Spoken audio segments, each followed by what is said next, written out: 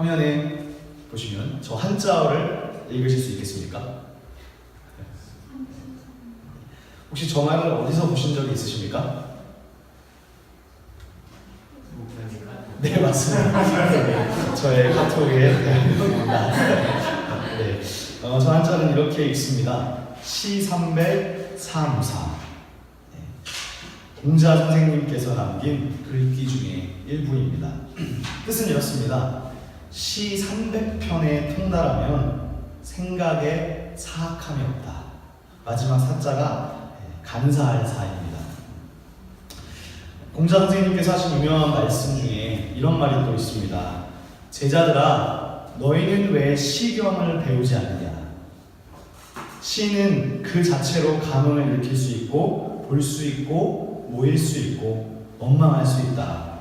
시를 배우면 가까이로는 부모를 섬기고 멀리로는 임금을 섬기며 새, 짐승, 풀, 나무의 이름을 많이 알게 된다.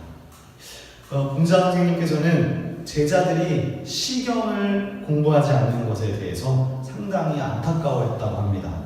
공자는 특히 시의 본질로서 인간 감정의 기본판이 되는 흥과 한을 이야기했습니다. 또한 시는 나 자신과 세상과 우주를 볼 수 있는 관점을 제공한다고 시가 가진 매력을 극찬했습니다. 여러분 혹시 시를 좋아하시나요? 네. 공자의 말씀을 성경에 들어있는 시집인 시편에 만약에 적용해 본다면 어느 정도 일리가 있는 것 같아요. 성경 속의 시는 우리의 기쁨, 슬픔, 분노의 감정을 표현할 뿐만 아니라 우리의 기도와 찬송가이고 가까이로는 가정과 사회와 국가를 돌보게 하고 멀리로는 창조주 하나님을 섬기게 하며 지성적으로는 고대 이스라엘의 문화, 구원사의 모든 이야기들, 무엇보다 신학을 담아 가르친다고 할 수 있습니다. 성경에는요, 시편을 제외하고서도 의외로 시가 많이 있습니다. 구약 성경은 총 23,145절로 되어 있는데요. 그 23,000절 정도 중에서 8,044절이 시로 되어 있습니다. 즉 구약 성경 전체에서 34%가 시라는 거예요. 즉 구약 성경의 3분의 1 이상이 시로 쓰여졌다는 거죠. 그런 생각 잘 못 해보셨죠? 특히 구약 성경은 구원 역사의 정점에서 시들이 많이 나오고요. 또 구약 예언자들의 결정적인 예언들이 탁월한 한편의 시로 되어 있습니다. 즉 선지자들은 예언할 때 시로 예언하는 경우가 상당히 많았다는 것이죠. 저는 사실 학창시절 국어 시간, 특히 문학 시간이 좀 싫었습니다. 네. 저는 어려서부터 글 읽는 것은 참 좋아했습니다. 소설 읽는 것도 좋아했고 사설이나 잡지, 만화책, 하여튼 그냥 글 읽는 자체를 많이 좋아했습니다. 근데 문학 시간은 별로 재미가 없더라고요. 네. 내가 왜 이렇게 문학 시간이 별로 재미가 없고 또 어려워했었는가를 가만히 생각해 보니까 선생님이 문학 시간에 소설이나 시를 가르쳐 주실 때 이거를 가슴으로 느끼도록 해주기보다는 시험을 위해서, 문제를 풀기 위해서 이거를 딱딱하게 분석하고 해석해주는 거기에만 집중해주다 보니까 이게 재미가 없었던 것이 아닌가. 소설은 원래 재미있는 건데 이거를 느끼고 맛보게 해주기보다는 시험을 위해서만 가르쳐주다 보니까 어려웠던 것은 아닌가, 그런 생각을 해보게 되었습니다. 성경에는 많은 시문들이 있는데요. 사실 이것을 해석하고 분석하는 것은 필요합니다. 그러나 우리는 먼저 이 말씀을 가슴으로 느껴야 되지 않는가 싶습니다.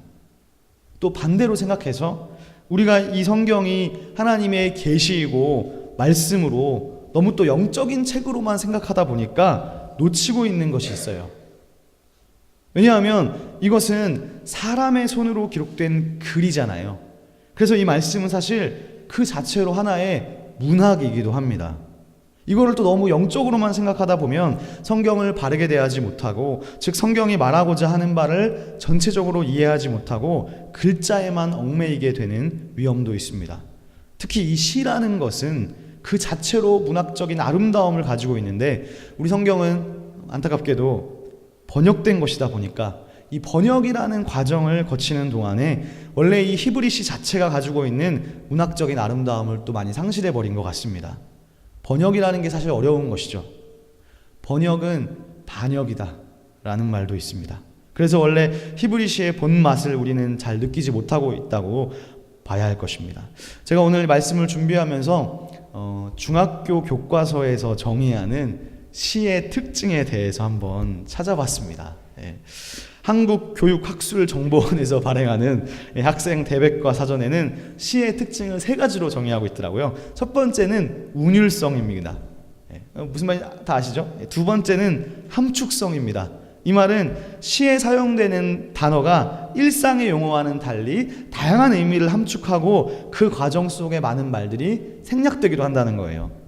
마지막으로 세 번째는 감동을 담아내기 위해서 비유적인 표현을 많이 사용하고 같은 말이 되풀이되기도 합니다. 이게 중학교 교과서에 나오는 시의 정의입니다. 즉 운율성, 함축성, 즉 생략, 그리고 마지막은 되풀이입니다. 제가 오늘 이렇게 시에 대한 이야기로 말씀의 문을 연 이유는 오늘 창세기 3장과 4장을 읽었는데 창세기 3장과 4장의 대략적인 내용을 모르시는 분들은 아마 없을 거예요. 또 이해를 못하시는 분도 없을 거예요. 아무리 교회 초보여도 창세기 4장까지는 일단 읽어본다는 거죠. 성경을 몰라도 창세기 4장까지는 대부분 다 읽는 유명한 곳이기 때문에 여기까지는 대략 이야기를 다 안다는 것입니다. 3장은 여러분 무슨 내용입니까? 아담과 하와가 선악과를 따먹는 이야기입니다. 4장은요, 가인이 동생 아벨을 죽이는 인류 최초의 살인사건을 담고 있습니다. 이렇게 3장과 4장은 서로 다른 이야기가 들어있지만 문학적으로는 미묘하게 연결되어져 있는데 그 연결된 핵심 구절, 즉 3장의 핵심 구절, 4장의 핵심 구절이 모두 시의 형태로 운문으로 기록되었다는 사실입니다. 우리가 시를 잘 느끼기 위해서는 시가 가진 특징 중에 앞에서 이야기했지만 운율, 즉 평행법과 생략법이 있어요. 이걸 사실 말로 잘 설명하려고 하면 어렵지만요, 우리가 모두가 다 시를 읽을 때 느끼고 있는 것들입니다. 오늘 본문에서는 특히 창세기 3장 16절과 4장 7절이 시의 형태로 기록되어 있는데 이 두 구절이 가진 놀라운 평행이 3장과 4장을 연결해서 읽도록 도와준다는 사실입니다. 근데 이걸 한글로 옮기면서 시가 가진 독특성을 많이 상실해버려서 좀 제대로 느끼기가 어렵습니다. 그래서 제가 오늘 그 부분을 조금 이해하기 쉽게 풀어드리는 가운데 그것을 가지고 오늘 3장을 읽어보면 하나님께서 오늘 창세기 3장을 통해서 우리에게 말씀하시고자 하는 것이 무엇인지 조금 더 명확하게 깨달을 수 있을 것입니다. 먼저 창세기 3장과 4장은 1, 2장과는 대조적인 이야기가 기록되어 있습니다. 사실 제가 지난주에 하나님이 지으신 간교한 들짐승 중에 뱀에 대해 이야기를 나누면서 창세기 2장은 1장과는 다른 각도로 쓰여진 또 하나의 창조 이야기다, 그런 말씀을 드렸습니다만 다른 한편으로는 이어지는 3장의 프리퀄이다, 3장에 이어질 이야기의 전조가 되는 도입으로서의 이야기로도 2장을 읽을 수 있다라고 말씀드렸습니다. 즉 창세기 2장은 1장과는 다른 각도로 쓰여진 창조 이야기로 볼 수도 있지만 사실은 3장에 이어지는 그 뱀의 유혹으로 인간이 범죄하게 되는 그 슬픈 이야기의 전주곡이라는 거죠. 그래서 3장은 아담과 하와의 범죄입니다. 그렇다면 4장은 뭡니까? 4장은요, 아담과 하와의 아들인 가인의 범죄예요. 즉 1장에서 하나님은 지으신 모든 것을 보시고 보시기에 좋았었는데 3장부터는 보시기에 좋지 않은 일이 일어나는 거예요. 3장에서 첫 범죄 이후에 4장에는 최초의 살인사건까지 터지면서 인류의 역사가 시작부터 무언가 지금 잘못되어 가고 있구나, 그걸로 보여줍니다. 근데 앞에서 말씀드린 바와 같이 이 창세기 3장과 4장이요, 문학적으로 연결되어 있는데 두 장의 핵심 구절이 모두 시의 형태로 기록되었다는 것입니다. 자, 3장 16절의 하반절을 보면 다음과 같은 구절이 있습니다. 너는 남편을 원하고 남편은 너를 다스릴 것이니라. 이 말은 하나님께서 하와에게 주신 심판으로서, 징벌로서 주신 말씀입니다. 여러분, 남편을 원한다는 것이 무슨 말일까요? 조금 더 이해를 해보기 위해 다른 번역을 찾아보았습니다. 새 번역을 보니까 다음과 같이 번역합니다. 내가 남편을 지배하려고 해도 남편이 너를 다스릴 것이다. 이렇게 보면 조금 이 말씀이 담고 있는 의미가 더 잘 다가오는 것 같으시죠? 다음은 4장 7절을 보실 텐데요. 4장 7절은 가인이 그 동생 아벨을 살해하고 나서 하나님께서 가인에게 말씀하시는 부분입니다. 죄가 너를 원하나 너는 죄를 다스릴지니라. 여기에도 잘 보세요. 원한다는 말이 있는데 이 부분을 새 번역으로 읽어보면 다음과 같이 옮기고 있습니다. 죄가 너를 지배하려고 한다. 그러나 너는 그 죄를 잘 다스려야 한다. 이미 원문으로 보지 않고요. 이 구절들을 한글로만 봐도요. 3장 16절과 4장 7절이 지금 무언가 지금 평행을 이루고 있다는 냄새를 조금 맡을 수 있으시겠죠. 근데 이것을 원문으로 보면 이 두 구절이 상당히 평행을 이루고 있다는 것을 볼 수 있는데 화면을 보겠습니다. 자, 잘 모르셔도 됩니다. 모양 그림이라고 생각하고 보세요. 위 부분이 3장 16절이고 아랫줄이 4장 7절입니다. 우리가 원어를 잘 몰라도 그냥 그림이라고 생각하고 보시면 제가 친절하게 색깔을 칠해놨어요. 이 두 구절이 문학적으로 볼 때 상당히 유사하다는 것을 볼 수 있어요. 하나만 더 눌러주시겠어요? 조금 더 명확하게 모양을 잘 보십시오. 두 구절에서 같은 단어가 상당히 일치하고 있습니다. 즉 3장 16절과 4장 7절은 매우 유사해서 서로 평행을 이루고 있다는 것입니다. 이 말은 뭐냐? 이 독자들이 3장과 4장을 읽을 때, 두 구절을 읽을 때 서로 연결해서 생각하면서 말씀을 읽으라는 뜻이에요. 그런데 이 4장 7절의 전반절에는 이런 말이 있습니다. 가인아, 죄가 문에 엎드려 있느니라. 죄가 문에 엎드려 있다는 말은 마치 굶주린 짐승이 먹이를 노리며 웅크리는 듯한 이미지를 우리에게 줍니다. 죄가 문에 엎드려 있는 거예요. 즉 죄가 의인화되고 있어요. 죄가 추상 명사가 아니라 사람처럼 의인화되어서 문 앞에 엎드려서 가인을 삼켜 먹으려고 노리고 있다는 거죠. 근데 그리고 이어지는 말이 죄가 너를 원한다. 다른 말로 죄가 너를 지배하려고 한다입니다. 그래서 여기에서 너를 원한다는 말이 원래 히브리 말은요, 디자이어예요. 욕망, 바램, 사모하다라는 말입니다. 조금 더 잘 느낄 수 있죠. 하나를 넘겨주시면 죄가 너를 원하지만, 조금 다른 뉘앙스로 보면 죄가 너를 사모하지만 너는 그 죄를 다스려야 된다라는 말입니다. 근데 이 앞에 보시는 4장 7절의 이 문구가 3장 16절하고 구조적으로 언어적으로 매우 유사한 형태로 기록되어서 원문으로 딱 읽으면 4장 7절을 읽으실 때 이 말투 어디서 본 건데? 하면서 3장 16절이 앞에서 읽었던 3장 16절이 떠오르게 된다는 거예요. 그래서 3장과 4장을 이어서 읽을 때 3장 16절과 4장 7절은 반드시 같이 생각해 봐야 됩니다. 그렇다면 3장 16절은 무엇입니까? 내가 남편을 지배하려고 해도 남편이 너를 다스릴 것이다. 원래 개역개정은 이 말이었죠. 너는 남편을 원하고 남편은 너를 다스릴 것이니라. 이 구절이 4장 7절과 구조적으로 유사합니다. 그래서 사실은 이렇게 바꿀 수 있습니다. 너는 남편을 사모하나 남편은 너를 다스릴 것이다. 자, 화면을 이제 보시면 3장 16절과 4장 7절이 유사하다는 것을 이제 확실히 아실 수 있으시겠죠. 그런데 여기에서 이 사모하다는 말, 원한다는 말은 좋은 의미가 아닙니다. 아까 새 번역으로도 보셨지만 지배하다. 공동 번역으로는요, 마음대로 주무르려고 한다. 디자이어, 욕망의 의미를 가지고 있습니다. 근데 이게 왜 문제냐? 한쪽이 지배하면 문제가 덜할 수 있어요. 그러나 서로 지배하려고 할 때 싸움이 일어나고 문제가 생긴다는 것이죠. 한쪽만 주도권을 쥐고 있으면 그나마 나은데 서로 주도권을 가지려고 하면 싸움이 나는 거 아니겠습니까? 그래서 사실 부부관계는 서로 주도권을 가지려고 하면 안 됩니다. 그렇죠? 한쪽은 반드시 져줘야지. 그래야 싸움이 확산되지 않습니다. 이 자리에는 새신랑도 앉아 계신데요. 우리 새신랑은 잘 기억하십시오.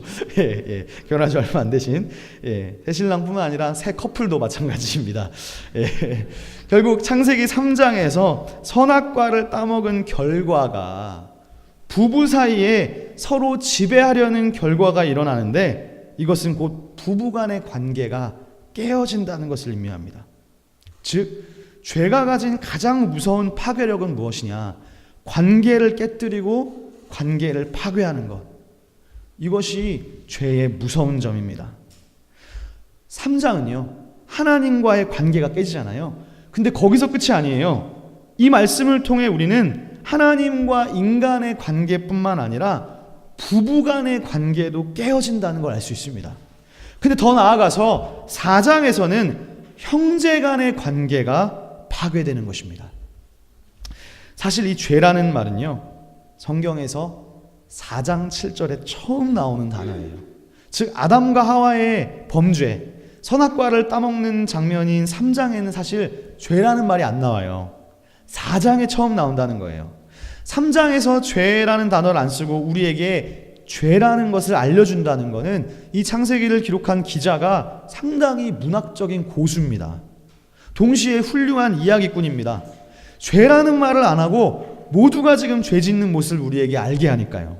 즉 인간이 범죄하는 과정을 아주 흥미진진한 이야기 방식으로 우리에게 가르쳐주고 있습니다. 자, 그렇다면 이제 3장을 조금 더 깊이 살펴보면 좋겠습니다. 다 같이 3장 1절을 보시겠습니다. 자, 3장 1절을 함께 한 목소리로 읽어보겠습니다.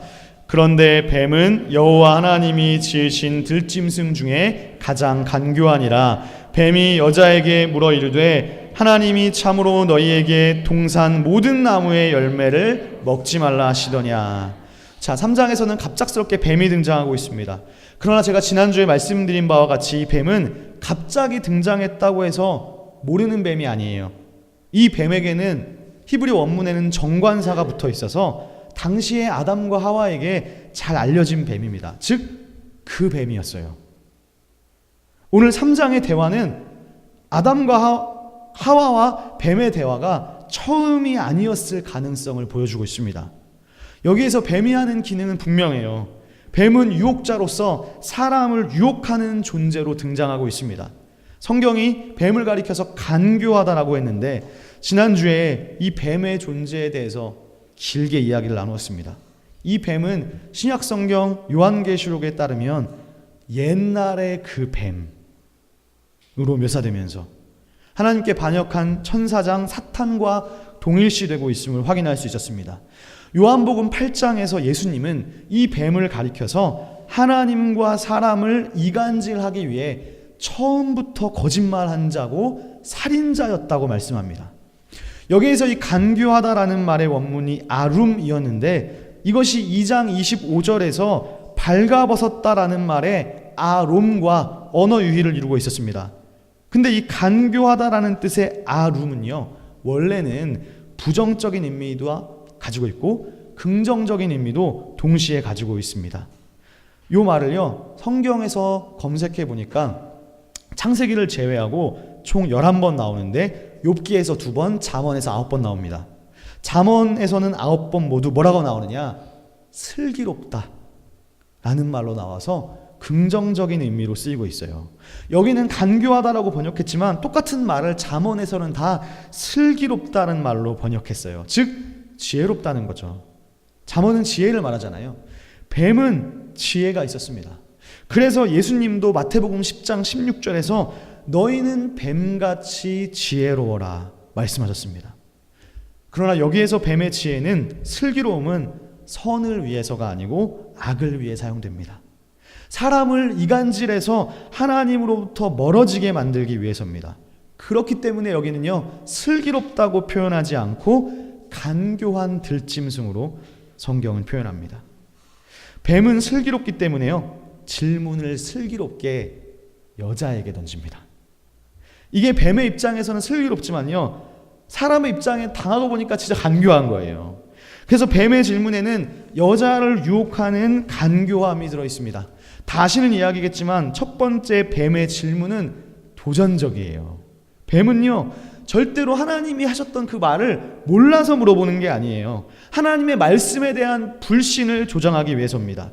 그 교묘하고 간교함은 무슨 단어로 파악할 수 있느냐?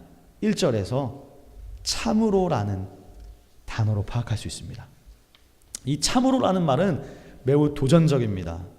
여러분, 이 참으로라는 말을 바꾸면요, 다른 말로 바꾸면 진짜로예요. 그죠? 이 단어는 상대로 하여금 공격적이고 도전적으로 느끼게 만들 수 있어요. 여자에게 말합니다. 야, 하나님이 진짜로 니네한테 동산 모든 나무의 열매 먹지 말라고 했어? 이걸 만약에 그냥 물어보잖아요. 하나님이 동산 모든 나무의 열매를 먹지 말라든, 자, 이것과 하나님이 진짜로 먹지 말라 그랬어? 뉘앙스가 달라요. 참으로 진짜로라는 말이 들어가잖아요. 첫 번째 듣는 사람이 약간 당황합니다. 믿고 있던 것도 당황해요. 도전적인 거죠. 두 번째는 회의감을 갖게 만듭니다. 진짜로 참으로라는 말에 회의감을 조장해요. 하나님 말씀에 대해서 회의감을 가집니다. 우리도 마찬가지인 것 같아요. 처음에는 성경 말씀을 아무 의심 없이 믿을 수 있어요. 근데 누가 질문해요. 야, 근데 진짜로 홍해 갈라졌을까? 라는 말이 들어가면, 야, 진짜로 홍해? 너는 진짜 홍해 바다가 기적적으로 갈라졌을 거라고 생각하냐? 진짜로라는 말을 집어넣음으로 인해서 회의감을 들게 만들고 부정적으로 만들고 하나님 말씀에 불신을 조장하는 것입니다. 그래서 이 참으로라는 말을 통해 여자로 하여금 하나님의 말씀에 대해 의심하게 했습니다. 자, 두 번째로 뱀은 하나님의 명령 가운데에서 한 부분을 강조해서 정반대로 뒤집어서 질문합니다. 이거는요, 2장 16절을 잘 보면서 읽어야 돼요. 2장 16절 이하에서 하나님은 원래 이렇게 말씀하셨어요. 이 동산의 모든 나무로부터 정말 먹을 수 있다. 그러나 선과 악을 아는 지식의 나무는 먹지 말아라. 근데 뱀은요, 이걸 뒤집어 질문해요. 동산 모든 나무의 열매를 먹지 말라고 했어? 자, 보세요. 하나님은 동산 모든 나무의 열매는 내가 임의로 먹어도 돼 라고 했어요. 근데 이걸 뒤집어서 거꾸로 동산 모든 나무의 열매를 먹지 말라고 했느냐? 라고 하면서 부정적인 답변을 유도하고 있어요. 하나님은 모든 나무 열매를 먹어도 돼. 그러나 선악과 그거 하나는 먹지 마. 이렇게 말씀하셨는데 뱀은 뒤집어서 모든 나무 열매 먹지 말라고 했느냐. 그러니까 여자는 이 질문을 통해 어떻게 됩니까? 평소에는 관심이 없어요. 왜? 모든 나무를 먹어도 된다 그랬거든요. 근데 뱀은 모든 나무를 먹지 말라고 하냐고 물어보니까 여자가 거기서 반론을 제기하기 위해 아니야, 모든 나무가 아니라 동산에 있는 나무만 먹지 말라고 했지, 떼끼 이 녀석 라고 대답하게 되지만, 그러면서 사실은요, 자연이 먹지 말라고 한 선악과에 대해 평소에는 관심 없다가, 왜? 모든 걸 사실은 다 먹어도 된다고 그랬거든요.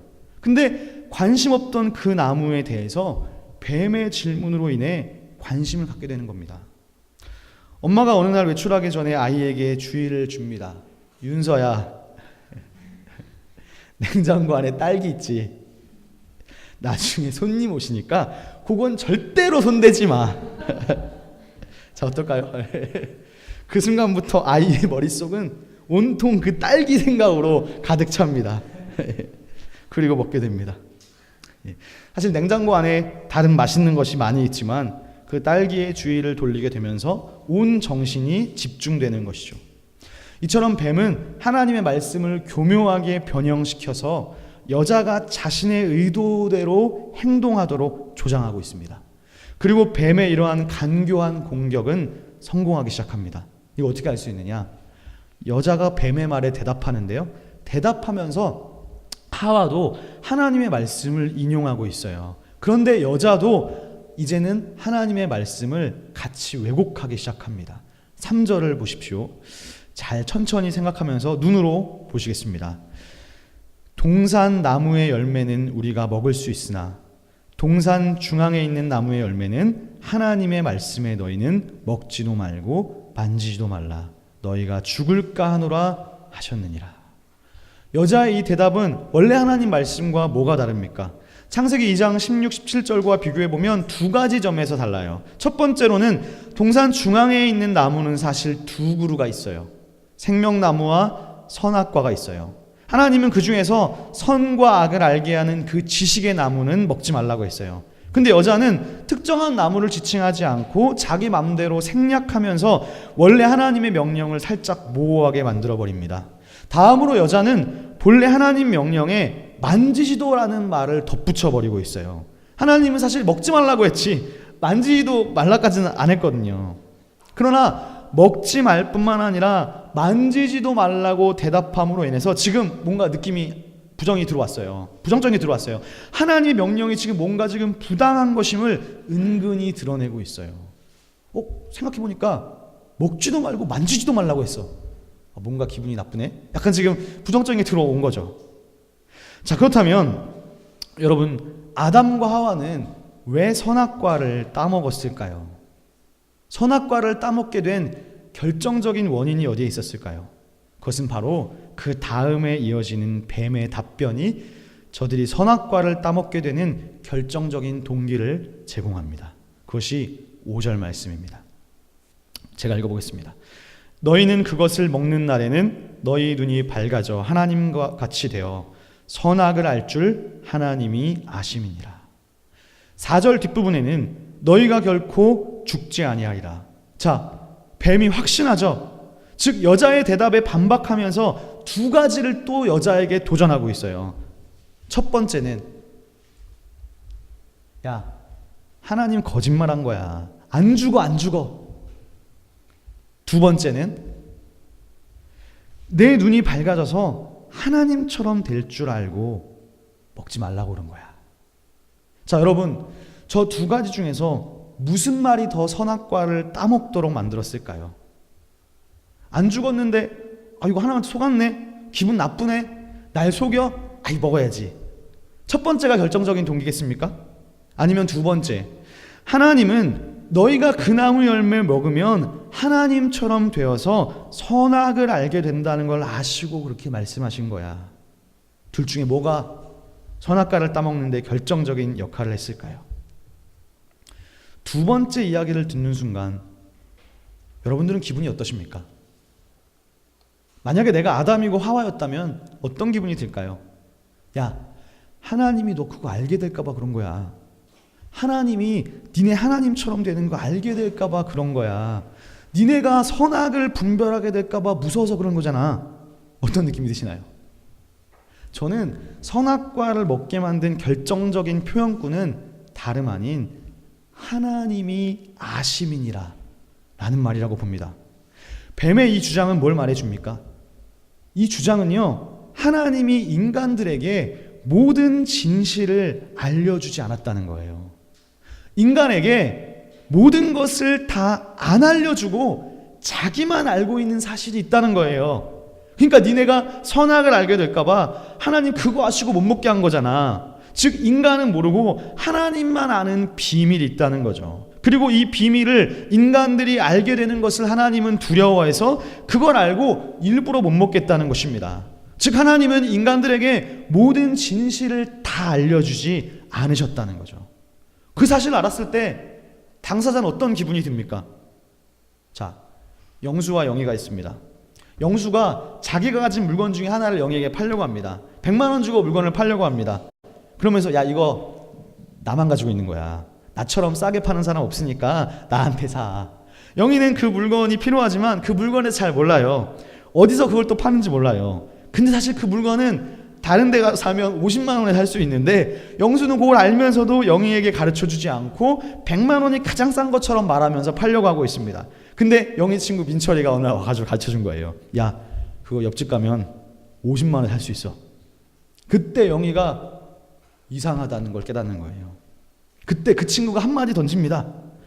야, 너 그거 100만 원에 사면 속는 거야. 아니 근데 왜 영수는 내 친구인데 나한테 왜 50만 원에 살 수 있다는 걸 말 안 해줬어? 그건 네가 다른 데서 50만 원에 살 수 있다는 것을 알게 될까 봐. 그렇게 되면 너한테 안 살 줄을 영수가 아심이니라. 영수가 네가 물건 사는데 눈이 밝아져 알게 될 줄을 영수가 알고 그런 거야. 영수는요, 영희에게 모든 진실을 가르쳐주지 않았습니다. 자기만 알고 있는 거예요.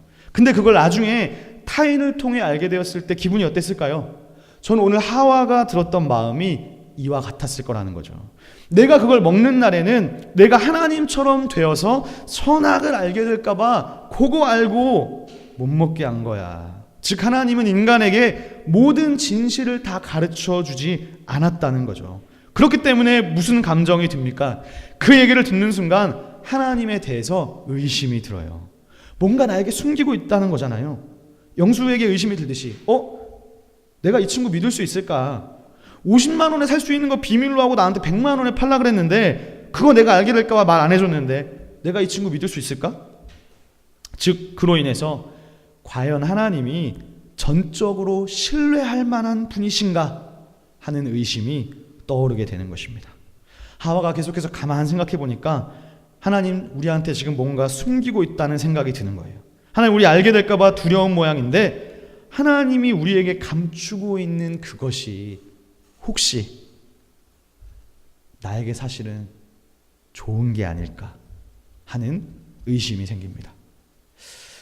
그러므로 사랑하는 시온의 교회 성도 여러분, 가장 깊은 차원에서 지식의 문제는 바로 신뢰의 문제입니다. 우리가 하나님에 대한 지식을 추구하는 가운데 우리가 신앙생활을 해나가면서 때로 나에게 왜 이런 어려움과 고난이 생기는지, 때로는 왜 나에게만 이런 일이 생기는가, 왜 나에게 이런 일이 생기는지 하나님은 가르쳐주지 않으시고 말씀해 주시지 않는데도 과연 인간은 하나님을 끝까지 신뢰할 수 있는가?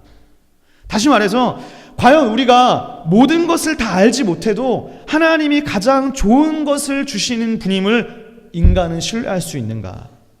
우리가 볼 때, 우리가 생각할 때 유익하다고 느껴지는 것들이 전부 다 인간에게 이로운 것만은 아니라는 사실을 신뢰해도 좋은가? 즉 하나님이 나에게 감추고 있는 것, 아니 하나님 나에게 알려주시지 않은 이유는 그 지식들이 나에게 이롭지 않기 때문에 하나님이 일부러 알려주지 않으신 거지 우리가 알면 큰일 나게 될까봐가 아니라는 사실을, 즉 하나님이 우리에게 알려주지 않는 이유는 그것을 알았을 때 우리에게 이롭고 좋지 못하기 때문이라는 그 사실을 과연 신뢰할 수 있는가?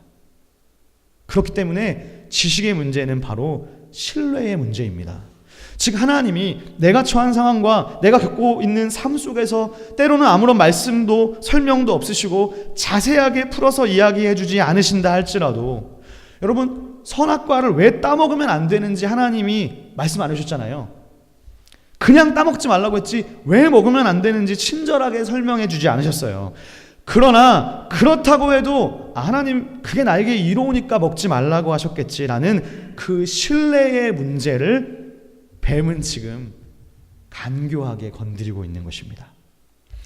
그러므로 여러분, 하나님이 내가 처한 상황과 내가 겪고 있는 때로는 고난의 삶 가운데서 나의 고난의 이유에 대해서 하나님이 설명해 주시지 않고 말씀 안 해주신다 할지라도 여러분은 지금 이 상황이 사실은 나에게 유익을 주시기 위함이라는 하나님에 대한 굳은 신뢰를 가지고 계십니까?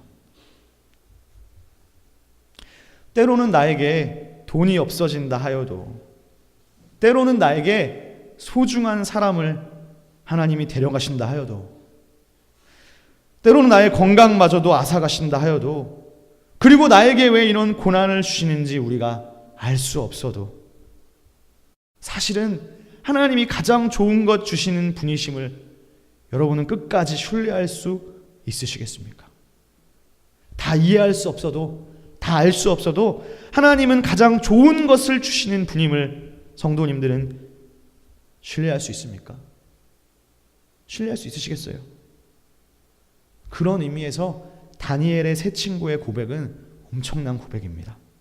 풀무불 앞에서, 죽음 앞에서 어떤 도전했습니까? 하나님 나를 지켜주실 것이다. 그러나 그리 아니하실지라도 나는 하나님을 신뢰할 것이다. 그리 아니하실지라도라는 엄청난 말을 하지 않습니까? 엄청난 신뢰입니다. 그렇기 때문에 오늘 이 뱀의 유혹은 정말 간교한 거예요. 이 창세기 3장의 아담과 하와의 범죄 사건을요, 여러분 우습게 생각하시면 안 돼요. 아담과 하와가 바보여서 죄를 지은 것이 아닙니다. 뱀은 정말 간교하게 다가오되 우리의 무엇을 건드리느냐? 하나님에 대한 신뢰를 교묘하게 불신으로 바꾸어 버리는 것입니다. 그러므로 가장 근원적인 죄가 무엇입니까? 바로 하나님과 하나님의 말씀에 대한 불신입니다. 불신은 그 자체로서 불순종과 그 밖에 다른 부정적인 행동들을 양산해냅니다. 결국 인간의 범죄는 하나님의 말씀에 대한 불신과 불만에서 시작되었어요. 사랑하는 여러분, 사탄 마귀는 어떻게 우리를 넘어뜨리려고 하는가? 하나님을 신뢰할 수 없는 존재로 교묘하게 몰고 갑니다. 더 나아가서는요, 다른 사람과의 신뢰도 무너뜨립니다. 오늘 이 범죄가 여기서 끝이 아니에요. 첫째, 하나님과의 관계가 파괴되고 단절되죠. 둘째, 사람과 사람 사이의 관계가 파괴됩니다. 부부 간의 관계가 파괴됩니다. 3장 16절을 보십시오. 하반절을 보세요. 너는 남편을 원하지만 남편은 너를 다스릴 것이다. 이제 다시 말씀의 서두로 돌아와 보겠습니다. 여기서 이 원한다는 것이 사실 사모한다는 말이었습니다. 이 말은 강렬히 원한다는 거예요. 강하게 바란다는 거예요. 내가 지배하고 싶다는 거예요. 그리고 다스린다는 이 표현 역시 좋은 의미가 아니에요. 지배하고 내가 권위를 행사하겠다는 거예요. 인격적인 것이 아닌 거죠. 즉 3장 16절은요. 현재 아담과 하와가 이 선악과를 따먹게 된 결과입니다.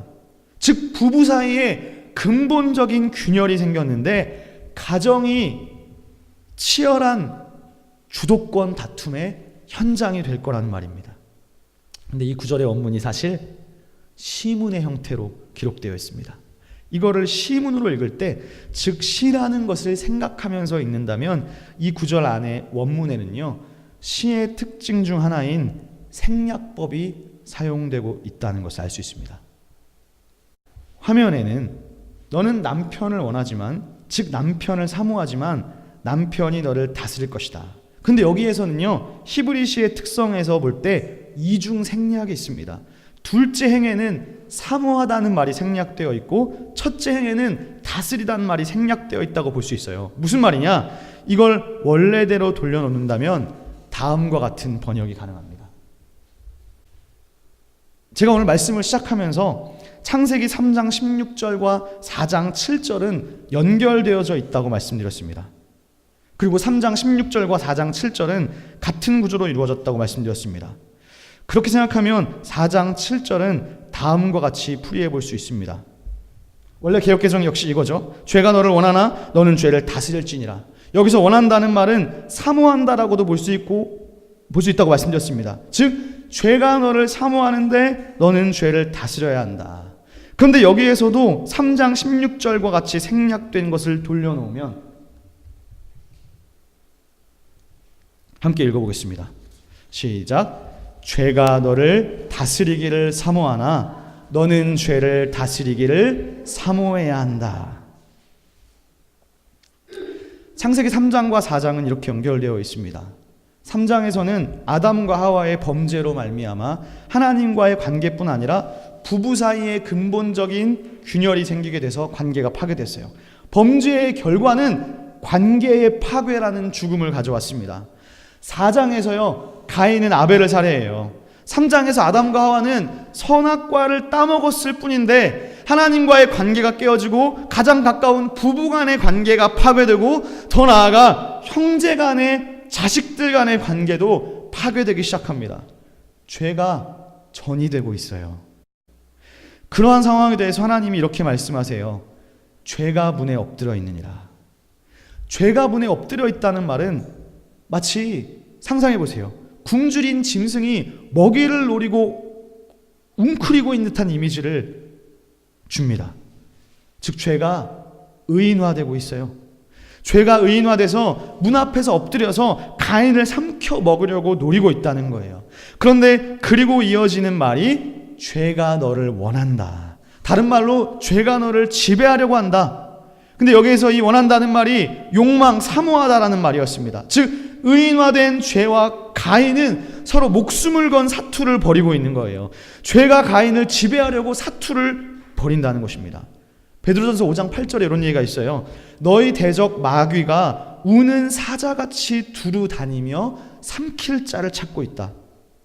여러분, 이 원역사의 사건이 잊혀지지 않고 성경으로 지금 우리에게까지 왔다는 것은요, 이 죄의 세력이 옛날 이야기가 아니라 지금 우리에게도 우는 사자와 같이 문 앞에 웅크려서 여러분을 덮칠 기회만을 호시탐탐 노리고 있다는 것을 말합니다.